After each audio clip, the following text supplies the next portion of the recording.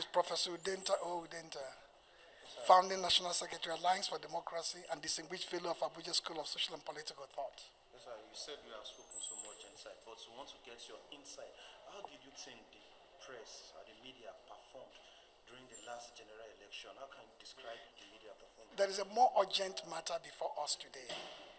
The question of how the media performed, analysis of that, taking stock of the media environment and media space and the context under which they performed.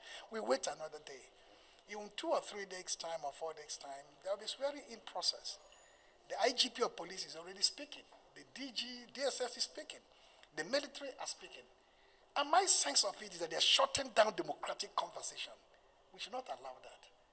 Why you're going to swear people in if you will allow those who want to protest peacefully, legitimately, and constitutionally?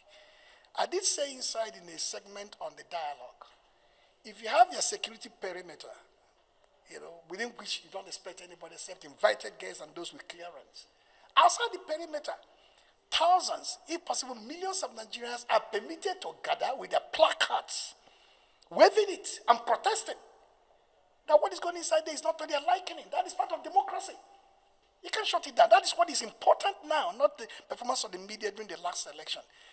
The media is a fundamental guardrail for protecting democratic infrastructure, democratic governance. The moment you tear it down, democracy vanishes. Authoritarianism becomes the order of the day. Illiberal practices will take over.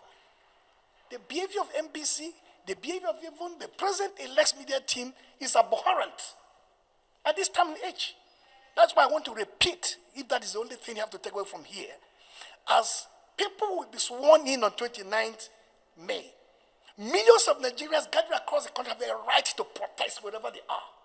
So long as you don't have arms, you don't have any weapon, and you're doing it peacefully, as the law provides. And the media should cover this robustly.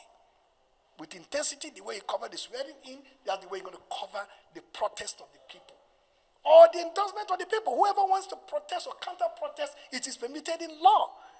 It is important. So when you hear those who manage the security state speak with so much vehemence, as if people are going to topple the democratic system, that's not going to happen. No.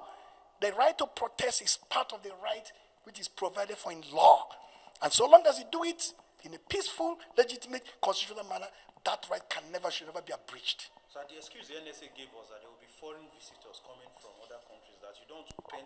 Very important. In fact, the more the foreign visitors, the more the protest. Those visitors, in their own country, there are protests. If you're coming from the US, there are protests in Paris. There are protests for the past 3-4 months going on. A lot more protests, even more violent protests than what they have in Nigeria here. If you don't protest, it's the peace of the graveyard. Those foreigners will be embarrassed if you don't even protest. You should therefore protest peacefully, legitimately, constitutionally. Thank you so much. Thank you.